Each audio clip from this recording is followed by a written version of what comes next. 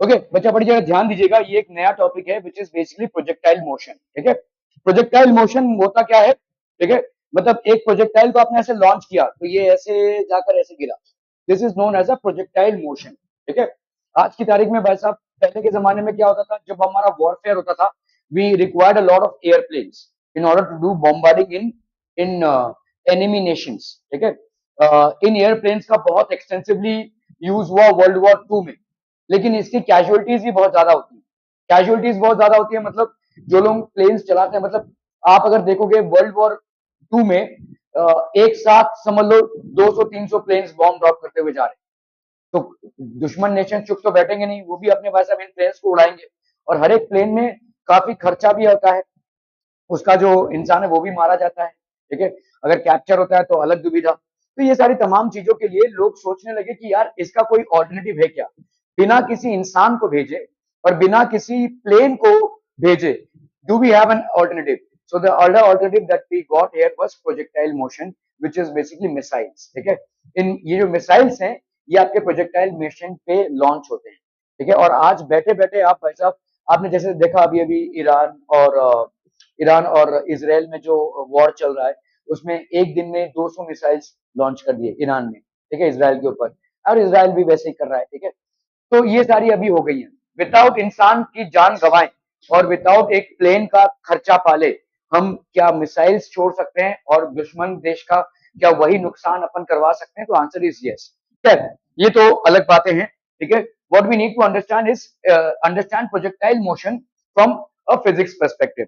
तो अपन ने अभी तक क्या क्या पढ़ लिया है भाई साहब? हमने वन डायमेंशनल मोशन पढ़ा है, इक्वेशंस ऑफ मोशन पढ़े, ग्राफिकल रिप्रेजेंटेशन ऑफ मोशन पढ़ा हुआ है। ठीक है, now we are going to talk about two dimensional motion. What do you mean by two dimensional motion, people?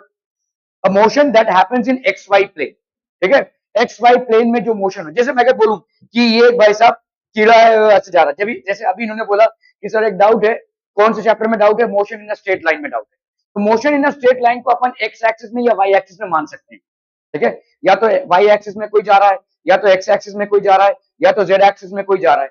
ठीक है, तो ये मोशन इन स्ट्रेट लाइन हो गया। जैसे ही आप मोशन इन टू डायमेंशन में आते हैं, you are basically considering two coordinates, इधर एक्स वाई, वाई जेड और X Z, that is basically motion in two dimension. ठीक है, ओके, तो अपन पढ़ेंगे भाई साहब प्रोजेक्टाइल मोशन और क्या क्या पैरामीटर्स हैं प्रोजेक्टाइल मोशन।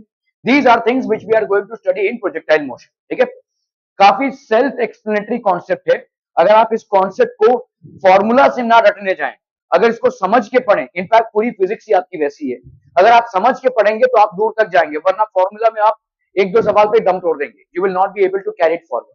ठीक है, तो understand it in very rationally and logically. तो आपका भाई साहब देखो यहाँ पे क्या है, प्रोजेक्टाइल मोशन। आपने एक प्रोजेक्टाइल को लॉन्च किया है, मतलब एक पार्टिकल को लॉन्च किया है, कोई बैट्समैन सिक्स मार रहा है, it's an example of projectile motion. ठीक है, किसी फुटबॉलर ने भाई साहब जोर से फुटबॉल को मारा, तो वो भाई साहब ऐसे उड़कर गया, तो किसी फील्डर ने थ्रो किया ऐसे। ठीक है, सो ये all these are basically examples of projectile motion होती है। ठीक है, आपने किसी चीज को लॉन्च किया, ये गया यहां तक। ठीक है, that is called a projectile motion. तो हर पॉइंट पे इसका एक एक्स कोऑर्डिनेट होगा और इसका एक वाई कोऑर्डिनेट होगा। जैसे अगर मैं बोलूं ये 3 है, ये 4 है, यहाँ पे लेट्स से ये 5 है, ये 5 है, यहाँ पे लेट्स से ये भाई साहब क्या हो जाएगा, 4 और 3 हो जाएगा। ठीक है, समझ में आ रहा है? लेट्स से ये इसका कोऑर्डिनेट, मतलब एक्स एक्सिस पे इसने 3 डिस्टेंस ट्रेवल किया और वाई एक्सिस पे 4। लेट्स से ये वाला पॉइंट हो गया 5 5, ये वाला पॉइंट हो गया भाई साहब 4 3, ऑब्वियसली 4 3 हो जाएगा। ये वाला हो जाएगा आपका 0 0, ये वाला 0 0 नहीं होगा, ये वाला लेट्स से आपका 6 0 हो गया। ठीक है, ऐसा उड़ता हुआ जा रहा है भाई साहब। तो हर पॉइंट पे इसका एक एक्स कोऑर्डिनेट होगा और भाई साहब इसका क्या होगा, एक वाई कोऑर्डिनेट होगा, all through out the motion. ठीक है, क्लियर है, समझ में आ रहा है? तो let's say the first position that you are trying to calculate is basically of point A, which has coordinates x1 and y1. The second position that you are trying to calculate is point B, which has coordinates x2 and y2. Third position is x3 y3 and fourth position is let's say x4 और 0. Automatically जैसे ये ground पे land करेगा, इसका y coordinate 0 हो जाएगा। Clear है? Are we clear on this one? Okay, यहाँ पे भाई साहब इसका x कोऑर्डिनेट भी 0 होगा और y कोऑर्डिनेट भी 0 होगा। सो ओरिजिन हम मान लेते हैं। ओके, द मोशन इन विच 2 और 3 कोऑर्डिनेट्स, कभी कभी एक्स वाई जेड भी होता है, लेकिन हम फिलहाल जो प्रोजेक्टाइल मोशन प्राइमरीली पढ़ते हैं और जिसपे आपके सवाल भी बनते हैं वो एक्स वाई कोऑर्डिनेट पे ही होते हैं। ठीक है, simultaneously change with respect to time is known as two dimensional motion. तो आप देखो यहाँ पे एक्स कोऑर्डिनेट आपका चेंज होता है, यहाँ पे x0 है, यहाँ पे x1 हो गया, यहाँ पे x2 हो गया, यहाँ पे x3 हो गया और यहाँ पे फाइनली x4 हो गया। वाई कोऑर्डिनेट देख लीजिए भाई साहब, यहाँ पे कितना है, 0 है, y1 y2 फिर से y1 होया, फिर से 0 हो गया भाई साहब। तो x और y कोऑर्डिनेट्स आपके रेगुलरली चेंज हो रहे हैं with respect to time. This is called two dimensional motion. Any motion in which x and y coordinates are regularly changing with time are known as two dimensional motions। ठीक है, it is also known as planar motion, इसको अपन planar motion भी बोलते हैं। Projectile motion is the motion of an object thrown or projected into air। तो ये भाई साहब प्रोजेक्टेड और subjected only to the acceleration due to gravity. ठीक है, तो आपको भाई साहब इसने आपने एक u वेलोसिटी से इसको लॉन्च किया है एट एन एंगल। ठीक है, at an angle. Projectile motion is the motion of an object thrown और प्रोजेक्टेड इनटू एयर। तो हमने इसको थ्रो किया है या प्रोजेक्ट किया है एयर में। ठीक है, and subjected only to acceleration due to gravity. यहां पे एक्सीलरेशन देखो, इसको ध्यान से समझना, ये जो एक्सीलरेशन है इसका, it is only subjected to acceleration due to gravity, और कोई एक्सीलरेशन नहीं है। देखो, आपने एक वेलोसिटी से लॉन्च किया है इसको, आपने कोई एक्सीलरेशन नहीं दिया इसको। You have given a velocity to the particle, you have not given any acceleration. ठीक है, एक्सीलरेशन जो इस पे लागू होगा वो सिर्फ और सिर्फ एक्सीलरेशन ड्यू टू ग्रेविटी लागू होगा। इसको ठीक से समझ लीजिए। प्रोजेक्टाइल मोशन में you have not imparted any external acceleration. The only acceleration that will be applicable to a body or a particle performing projectile motion is the acceleration due to gravity। क्या ये समझ में आ रहा है भाई साहब? ठीक है, ये बहुत इंपॉर्टेंट है भाई साहब। The only acceleration that it will be subjected to। अभी मैं आपको एक सिंपल सा सवाल बोल रहा हूँ। सवाल क्या है भाई साहब? सिंपल सी लॉजिक है। आपने एक प्रोजेक्टाइल को प्रोजेक्ट किया हुआ है, ये आपका यू है। ठीक है, यू। देखो, चीजें इतनी सिंपल है ना, प्रोजेक्टाइल मोशन का हम भाई साहब एक पहाड़ बना लेते हैं, लेकिन एक्चुअली में बहुत सिंपल है, बहुत सिंपल। हमने इसको u वेलोसिटी से लॉन्च किया, जाके यहाँ पे गिर रही है। अभी u हो गया आपका ये समझ लो थीटा। तो अगर मैं x एक्सिस में इसका कंपोनेंट निकालूं तो यहाँ पे क्या हो जाएगा, u cos थीटा, और y एक्सिस में निकालूं तो ये हो जाएगा u sin थीटा। समझ में आ रहा है भाई साहब, u sin थीटा। आपको क्या बोला गया है, इसको सिर्फ एक ही एक्सीलरेशन लग रहा है, acceleration due to gravity. Acceleration due to gravity एक बॉडी पे कैसे लगती है, नीचे की तरफ। ठीक है, it is always applicable down. तो आपका भाई साहब यहाँ पे है u sin थीटा, ये है u sin थीटा, और ये है नीचे की तरफ भाई साहब g, ये है आपका g नीचे की तरफ। ठीक है, u sin थीटा नीचे की तरफ g। मुझे बताओ अगर, तो इसका मतलब इस वाले पोर्शन पे हमेशा आपका g लगेगा, इसमें u cos थीटा ऐसे आ रहा है और u मतलब g कैसा है, नीचे। दो वेक्टर्स में जब परपेंडिकुलर होता है तो एक वेक्टर दूसरे वेक्टर को इंपैक्ट नहीं करता, एक vector will not impact the other vector. ठीक है, तो आपका भाई साहब ये u cos थीटा हो गया, और g भाई साहब कैसा है, ऐसा है। आपने वो सवाल किया था ना कि इफ अ पर्सन और rather a coolie is moving with a load on his head, so is moving perpendicularly, ये उसका एक्सीलरेशन ड्यू टू ग्रेविटी और उसका मोशन ऐसे हो रहा है, दोनों भी क्या है, परपेंडिकुलर डायरेक्शंस हैं। So will they impact each other? No, the answer is no. ठीक है, तो यहाँ पे भाई साहब क्या हो जाएगा, it's a to dimensional motion. So this object is known as projectile and its path is known as a trajectory। इसी पाथ को अपन क्या बोलेंगे, this path is known as a trajectory। इस पाथ को अपन ट्रैजेक्टरी बोलेंगे। इस चीज को आपको समझ लेना है कि भाई साहब इसका वर्टिकल डायरेक्शन में वेलोसिटी क्या हो जाएगी, u sin theta minus gt। तो समझ में आ रहा है, क्योंकि u sin थीटा है ऊपर की तरफ और g किस तरफ है, नीचे की तरफ। मतलब v is equal to u minus at होता है ना। तो आप कर लो भाई साहब, यहाँ पे eight any point of time, तो v फाइनल वेलोसिटी होती है u प्लस एटी, है ना, u प्लस एटी होती है। यहाँ पे final velocity let's say at time t at any point of time, this will be equal to u sin theta ऊपर की तरफ।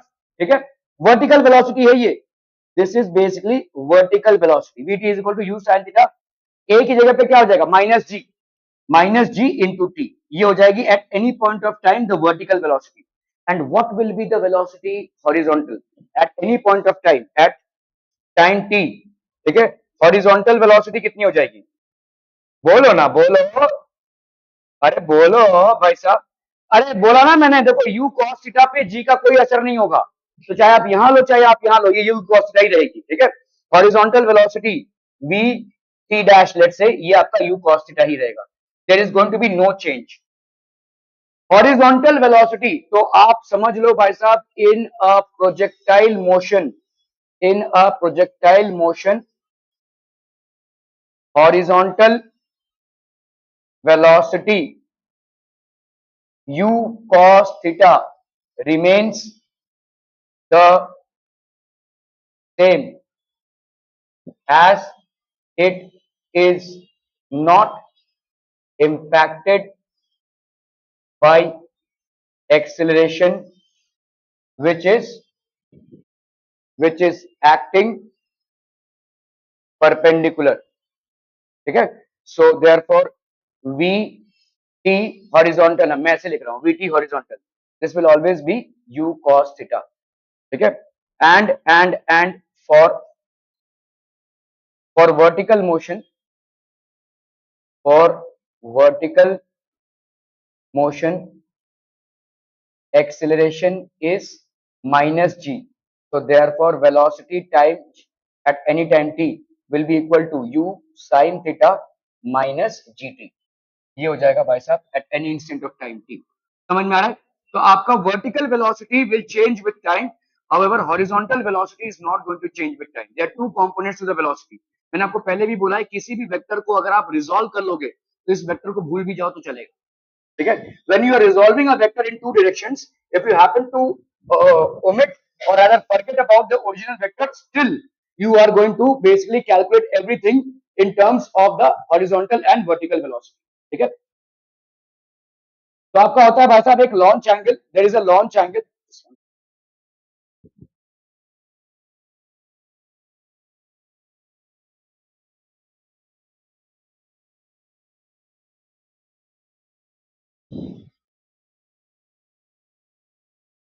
तो what is the launch angle? It is the angle with the horizontal at which the projectile is launched. तो ये भाई साहब आपका एक लॉन्च एंगल हो गया, ये एंगल विद द हॉरिजॉन्टल. ठीक है, ये आपका भाई साहब है हॉरिजॉन्टल और ये हो गया आपका वर्टिकल. ये हो गया हॉरिजॉन्टल और ये होगा आपका वर्टिकल. ठीक है, तो launch angle is what? It is the angle, it is the angle with the horizontal at which the projectile is launched. So angle with the horizontal at which the projectile is launched. Initial velocity हो गई भाई साहब आपकी u.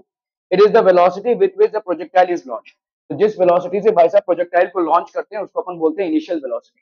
ठीक है, instantaneous velocity, instantaneous velocity is always tangential to its path for the entire trajectory.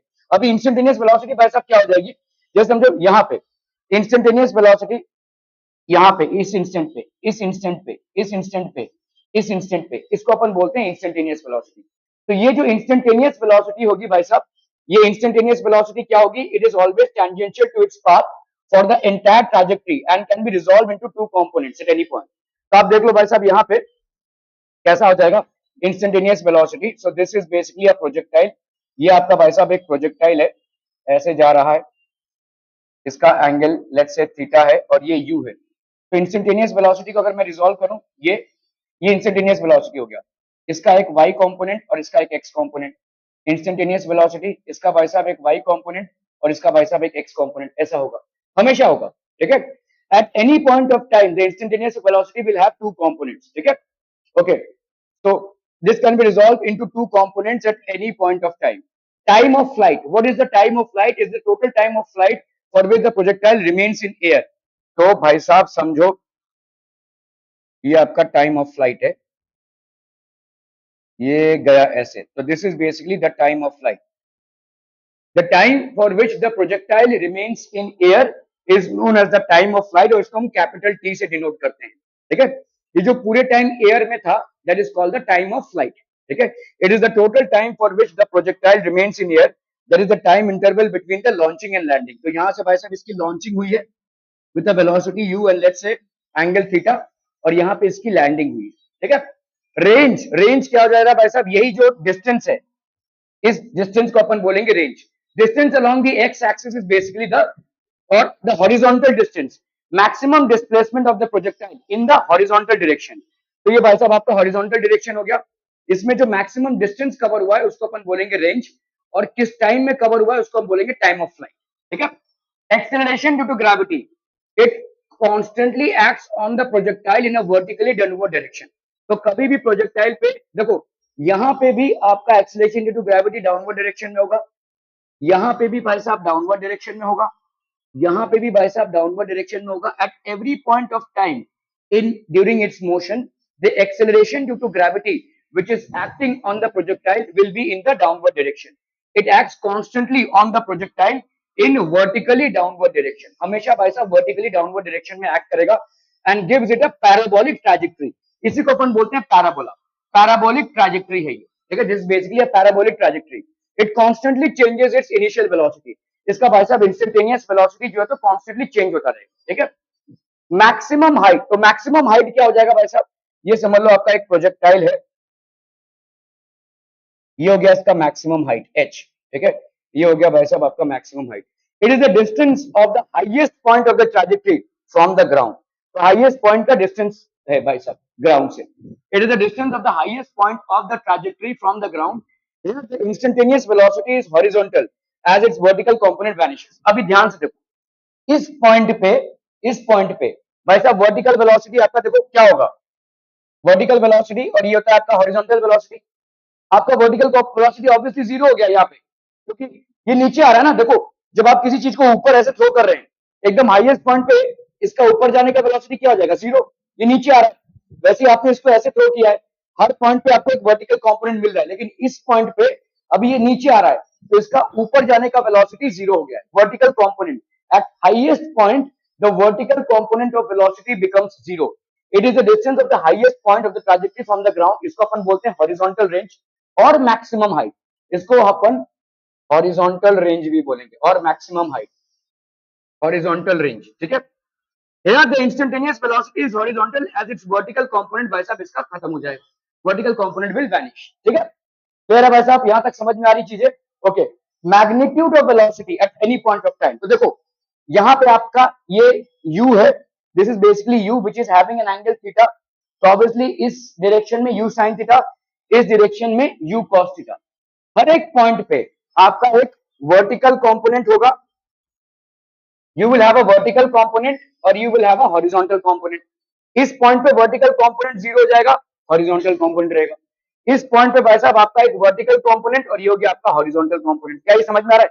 Horizontal component यहाँ पे downward direction में है, sorry आपका vertical component, और horizontal component is direction में. So at every point you will have, at every point of time in its flight, a particle will have both horizontal and vertical components. Okay, at this point itself the vertical component will become zero.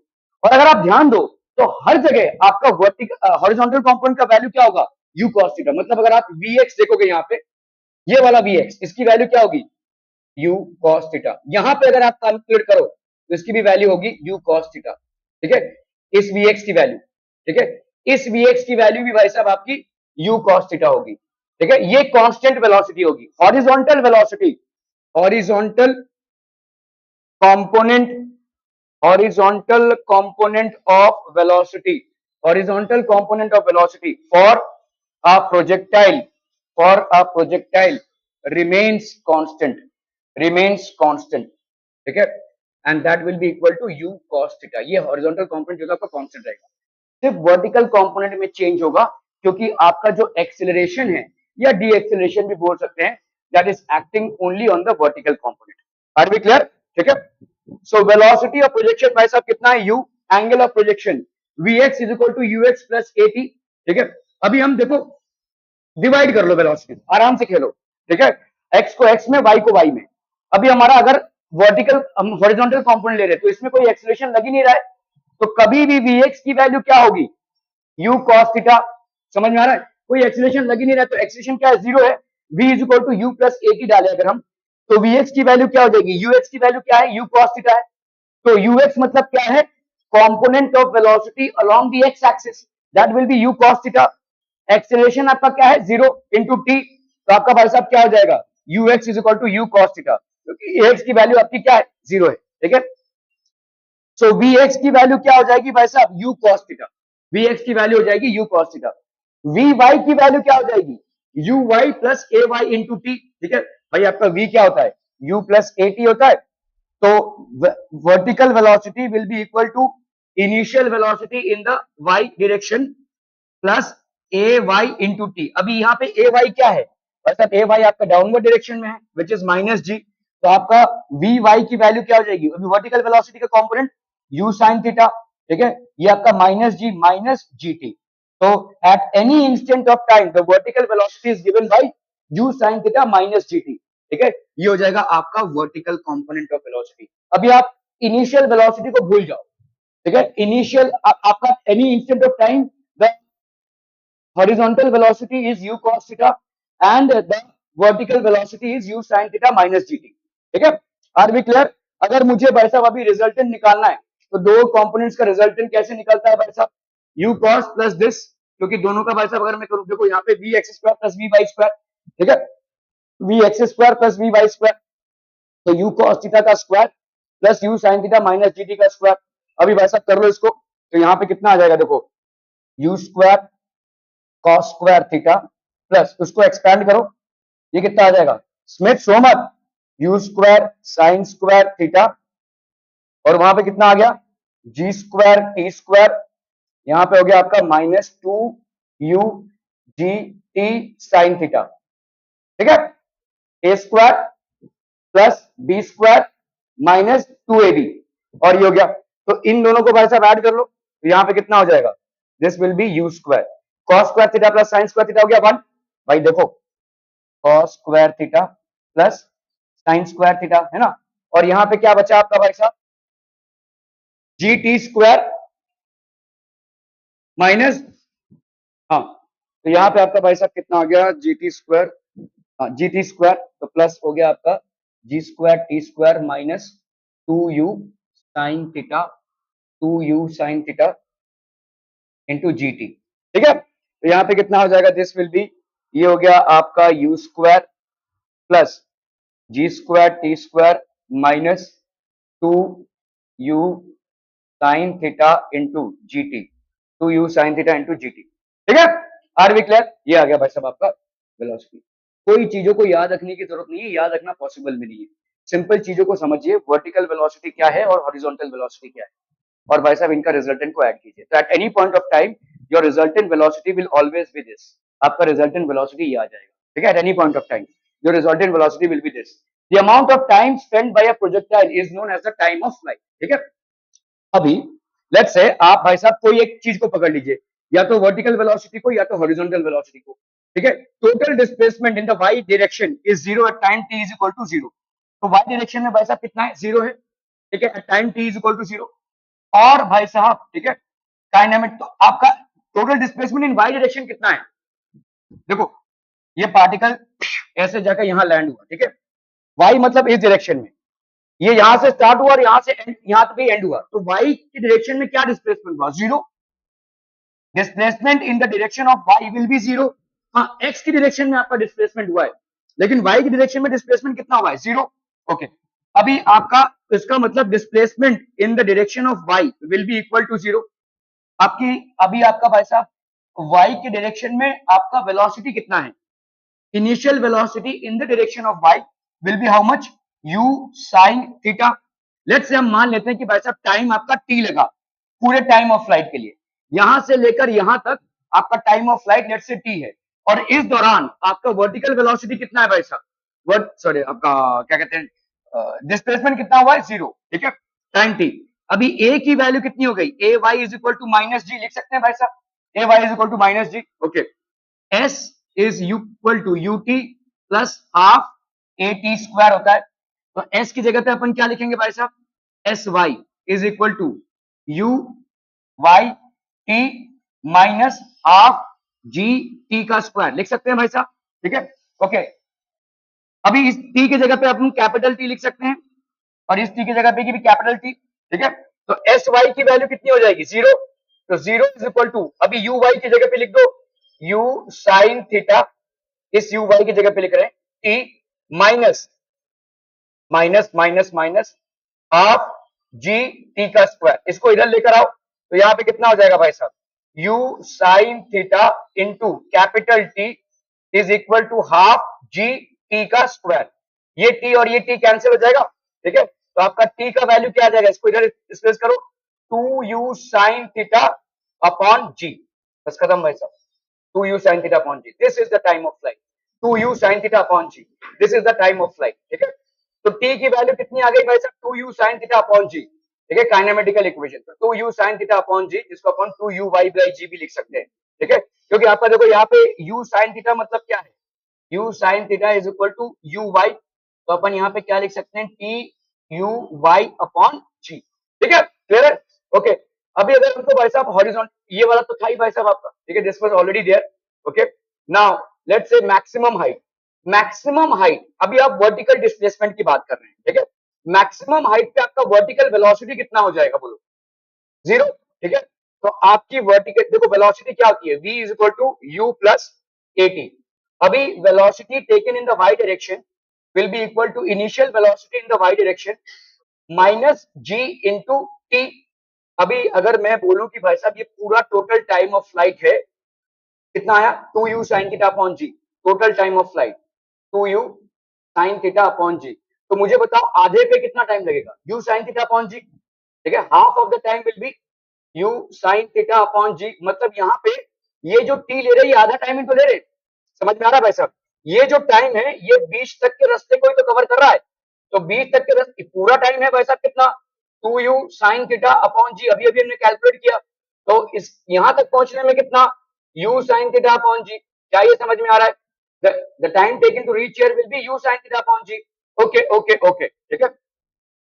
तो अभी हम इस यहाँ पे क्या लिख सकते हैं, वी वाई की वैल्यू यहाँ पे कितनी हो चुकी है भाई साहब, 0, ठीक है, मैक्सिमम हाइट पे u sin theta minus g, तो वैसा का वैसा ही रहेगा, u की जगह पे अपन क्या लिख सकते हैं, u sin theta upon g, क्या ये समझ में आ रहा है, u sin थीटा अपॉन,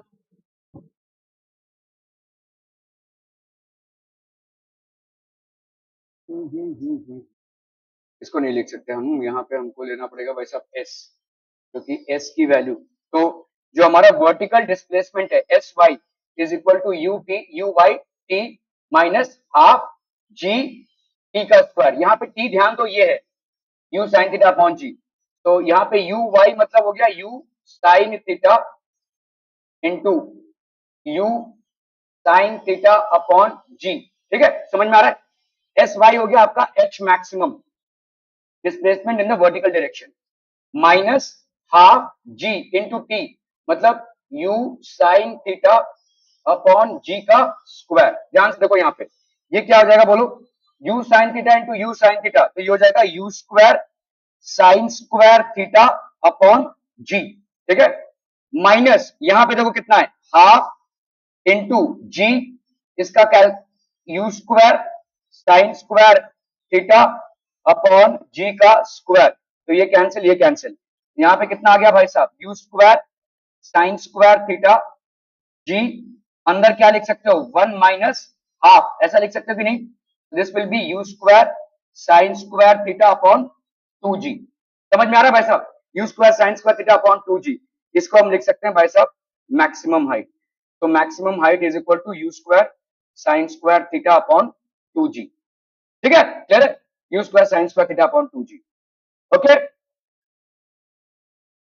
तो अभी हॉरिजॉन्टल रेंज, अभी मैक्सिमम हाइट आ गया आपका, अभी हॉरिजॉन्टल रेंज निकालना है, हॉरिजॉन्टल रेंज बड़े आराम से निकल आएगा, हॉरिजॉन्टल डिस्टेंस इनटू टाइम, और टोटल टाइम कितना है भाई साहब, देखो हॉरिजॉन्टल रेंज होगा r, that will be equal to u cos theta into total time, और टोटल टाइम तुमने क्या निकाला था, 2u sin theta upon g, ये निकाला था देखो, तो यहाँ पे क्या हो जाएगा देखो, u cos theta into 2u sin theta upon g, ठीक है।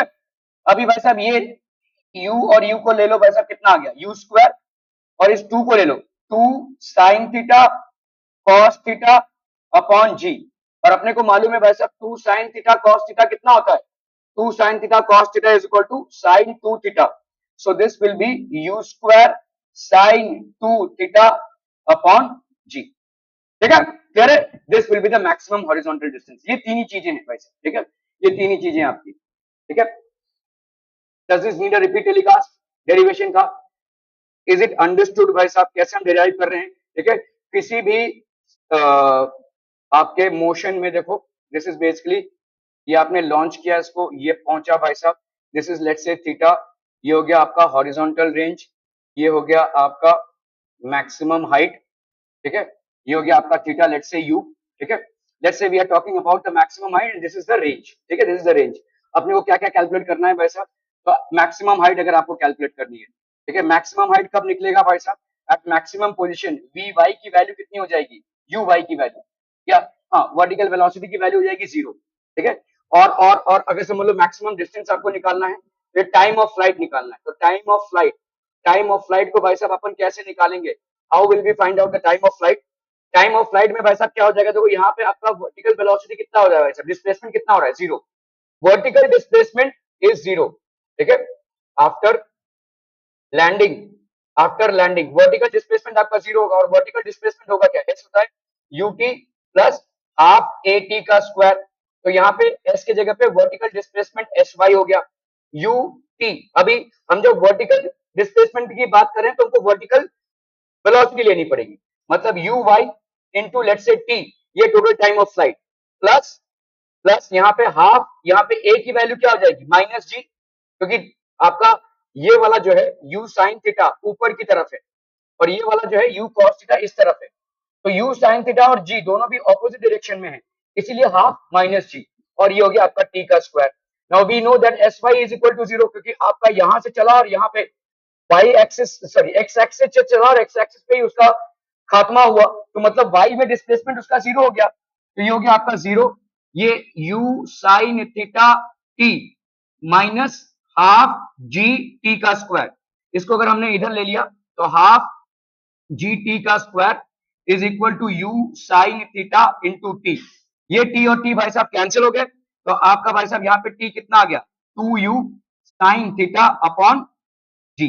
ये हो गया आपका total time of flight, this is the total time of flight. क्या ये समझ में आ रहा है भाई साहब, this is the total time of flight.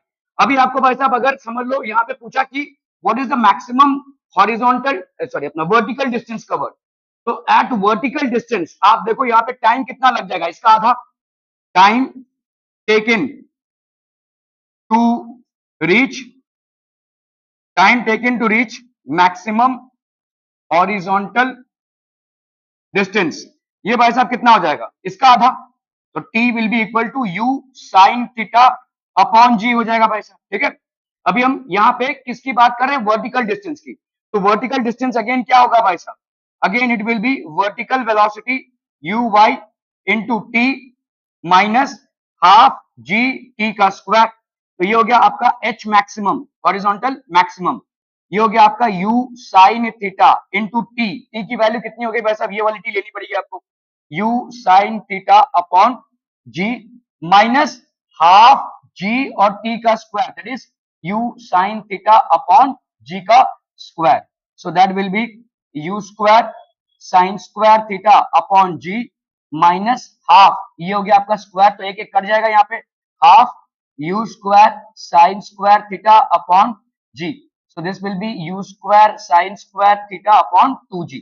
समझ में आ रहा भाई साहब ये, तो h max की वैल्यू कितनी हो गई, ये सब फॉर्मूला याद मत कीजिए, थोड़ा बहुत इनिशियल हिकअप्स के लिए याद करना ठीक है, लेकिन जितना आप समझ से करेंगे उतना ज्यादा अच्छा होगा, ठीक है, 2g, ये हो गया h max, ठीक है।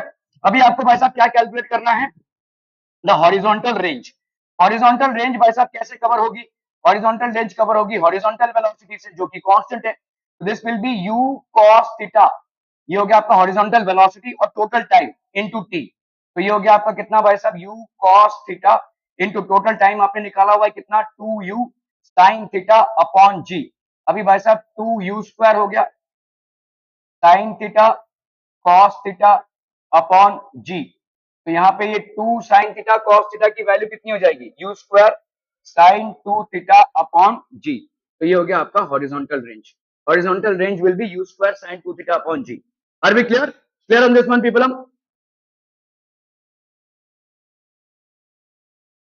Okay. A bullet is fired with a velocity u, making an angle of 60 degree. ठीक है, आपका भाई साहब एंगल कितना है, 60 degree with the horizontal plane. Find the horizontal component of velocity of the bullet when it reaches the maximum height.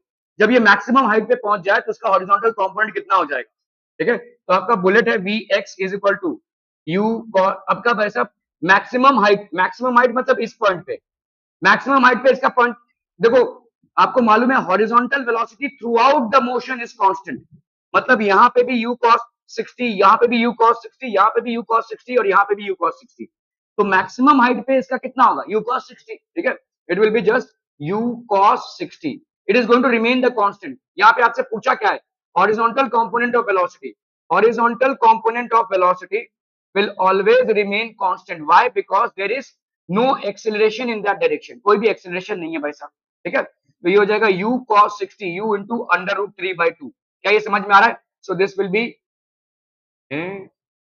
cos 60 की value, अच्छा cos 60 की वैल्यू 1 by 2 होती है, आई एम सो सॉरी, ठीक है, तो ये हो जाएगा u by 2, ये हो जाएगा करेक्ट टू आंसर हो, ठीक है, क्लियर है? Okay okay okay. A bullet is fired with a velocity of 10 metre per second, ये हो गया भाई साहब 10 metre per second, making an angle of 45 degree with the horizontal plane, find the range. Easy question है भाई साहब, g की value कितनी है 10 metre per second square, range आपका कितना होता है 2 u square sine, sorry u square 2 sine theta ना, u square sine 2 theta upon g, हाँ u square sine 2 theta upon g होगा, u स्क्वायर हो गया आपका भाई साहब 10 का स्क्वायर साइन 2 थीटा, मतलब sine 2 into 45 upon g that is 10, तो एक 10 और 10 इधर मिल गया, 10 into sine 90, sine 90, 10 into sine 90 that will be basically 10, ठीक है, तो ये हो जाएगा 10 metre, so this will be 10 metres, clear है? Four bodies P, Q, R and S are projected from the ground with equal velocities. Equal velocities मतलब भाई साहब सबका U सेम, ठीक है, U is same for P, Q, R and S. Having angles of projection, इसका भाई साहब 15 degree, Q का भाई साहब 30 डिग्री, ठीक है, R का है 45 degree and S is 60 degree, ठीक है, with horizontal. Find the body having the shortest range. अभी रेंज क्या होता है, range is equal to u square sine 2 theta upon g, तो अगर भाई साहब मेरा u कांस्टेंट है और g कांस्टेंट है, सबका u सेम है, तो इसका मतलब मैं क्या लिख सकता हूं, r is directly proportional to sine 2 theta, ठीक है, और साइन एक इंक्रीजिंग फंक्शन है, sine is an increasing function, ठीक है, तो साइन अगर इंक्रीजिंग फंक्शन है तो हम बोल सकते हैं r is directly proportional to 2 theta, जितना ज्यादा थीटा का वैल्यू होगा उतना ज्यादा भाई साहब साइन का वैल्यू होगा, मतलब हम बोल सकते हैं r is proportional to theta, तो जिसका थीटा का वैल्यू ज्यादा उसका भाई साहब हॉरिजॉन्टल रेंज ज्यादा, तो s का हॉरिजॉन्टल रेंज सबसे ज्यादा हो जाएगा, ठीक है, हैं? अच्छा शॉर्टेस्ट रेंज पूछा, सॉरी सॉरी, तो आपका सबसे ज्यादा हॉरिजॉन्टल रेंज होगा s का और सबसे कम होगा भाई साहब इसका, तो p will have the shortest range, ठीक है, एकदम भाई साहब कोई बिना कैलकुलेशन, यहाँ पे दुनिया भर का कैलकुलेशन दिया हुआ है, सिंपल आप देख लो भाई साहब, यहाँ पे अगर आपने u सबका सेम रखा तो u तो एक कांस्टेंट हो गया, g तो वैसे भी अपने आप में कांस्टेंट, तो r will be directly proportional to sine 2 theta, और साइन होता है भाई साहब इंक्रीजिंग फंक्शन, 0 से 90 के दरमियान साइन को आप इंक्रीज करते हुए देखेंगे, तो आपका भाई साहब sine r is directly proportional to 2 theta, और we can say r is proportional to theta, जैसे जैसे थीटा इंक्रीज होगा वैसे वैसे r इंक्रीज होता रहेगा, ठीक है, ओके।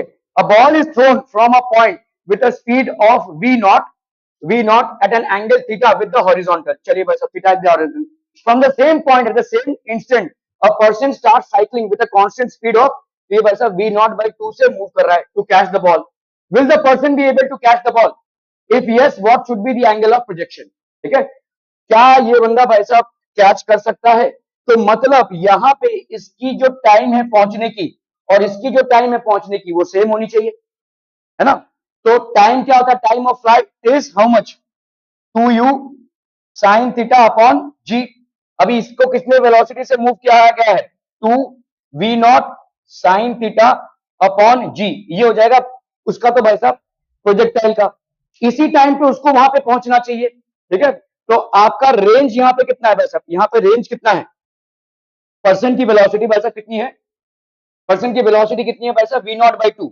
तो उसको कितना टाइम लगेगा, देखो उसको कितना टाइम लगना चाहिए, वेलोसिटी भाई साहब velocity upon distance,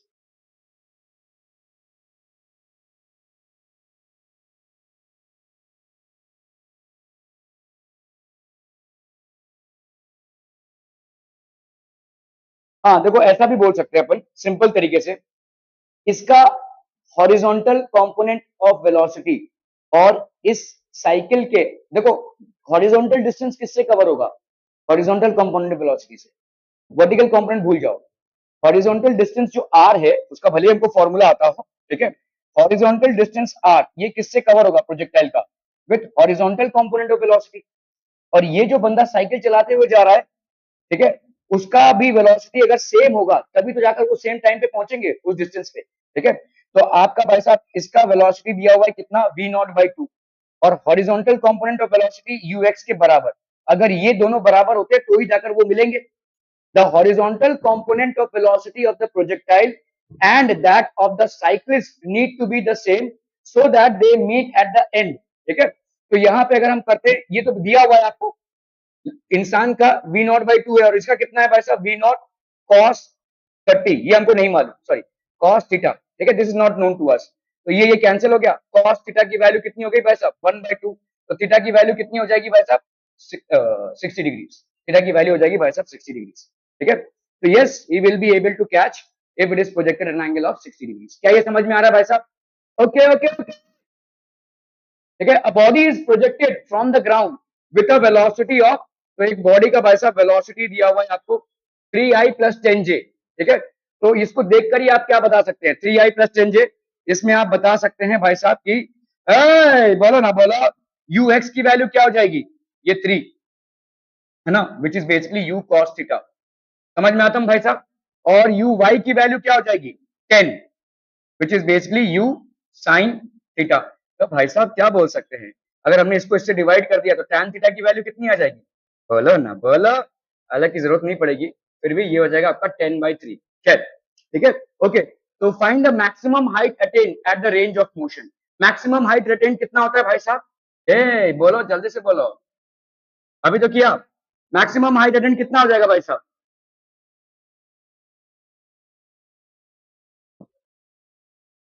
you square.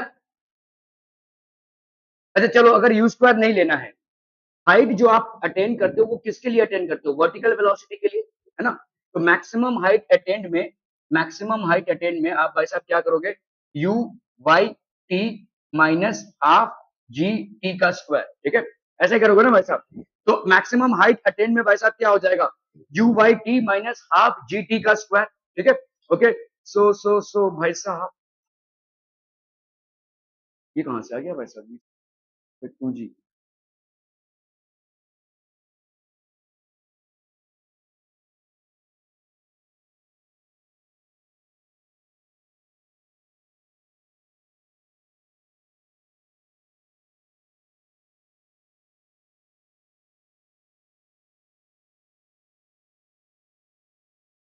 ऐसा भी कर सकते हो ना, देखो वी स्क्वायर, वी वाई का square is equal to u y का square minus 2gh।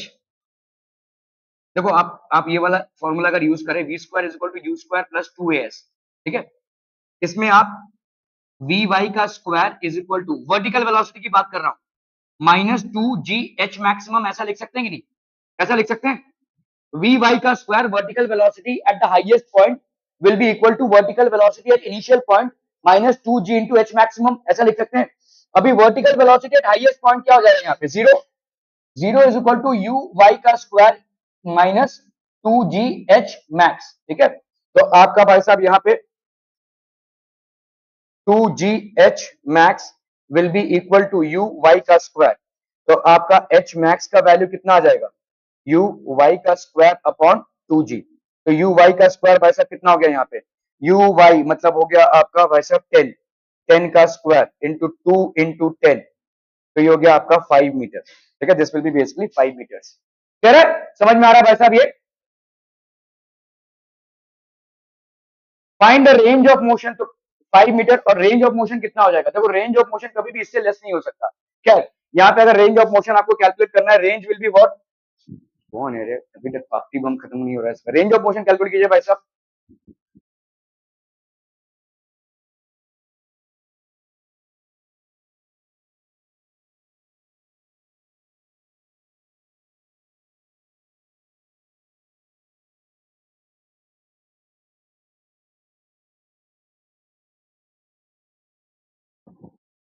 Range of motion कितना हो जाएगा भाई साहब, range of motion will be only due to the horizontal velocity, that is ux into t, है कि नहीं, ux into t।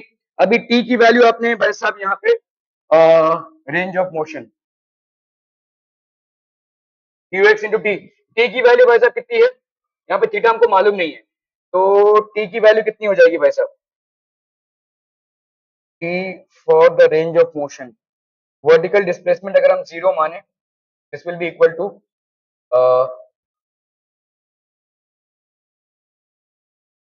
You y u t minus half g t का square, है ना, तो ये तो जीरो है भाई साहब, u y t is equal to half g t का स्क्वायर, तो इस फॉर्मूले को ले अगर हम, तो ये और ये कैंसिल हो गया, तो टी की वैल्यू कितनी हो गई, two u y upon g, है ना, तो यहाँ पे अपन लिख सकते हैं u x into two u y upon जी।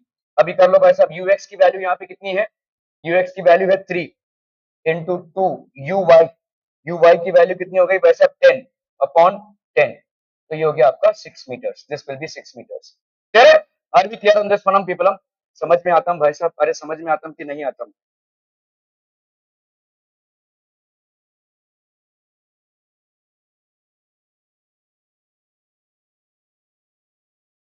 चलिए भाई साहब ये वाला कर रहा है, two bodies are thrown up at an angle of, तो दो बॉडीज हैं, एक का थीटा भाई साहब कितना है 45 डिग्रीज और दूसरे का थीटा भाई साहब कितना है 60 डिग्रीज, ठीक है, with the horizontal, if the bodies attain the same vertical height, मतलब दोनों का सेम वर्टिकल हाइट है, एच मैक्स दोनों का सेम है, H max is same for both of them. H max is same for both of them. Find the ratio of their velocities which with were thrown. तो H max की value कितनी है भाई साहब, formula wise बोलिए बोलिए, sine two square u square sine two theta upon two g ए की जी ए, ठीक है, टू जी ए भाई साहब, okay, u square sine two theta upon two g, u square sine two theta upon two g है भाई साहब, ठीक है, तो एच मैक्स दोनों का सेम है, तो हम यहाँ पे लिख सकते हैं यू वन का स्क्वायर साइन टू थीटा भाई साहब 2 इंटू 45 ले लो, ठीक है,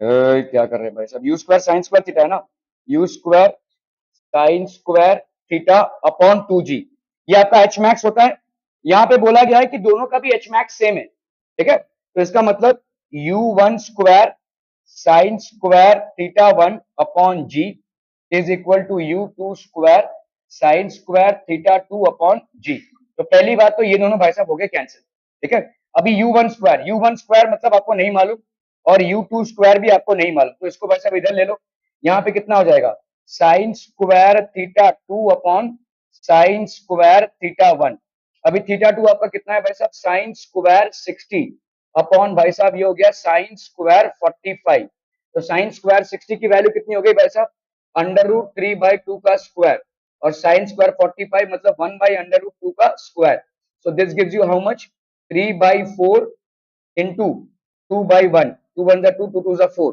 तो आपका u1 square by u2 square that will be equal to 3/2, so u1 is to u2, ये वाला भाई साहब कितना हो जाएगा अंडर रूट 3/2, अंडर रूट 3/2, तो this would be the correct option, ठीक है, क्लियर है, are we clear on this one people, हम समझ में आता हम, okay, that would be it from my end for today, thank you so much for your most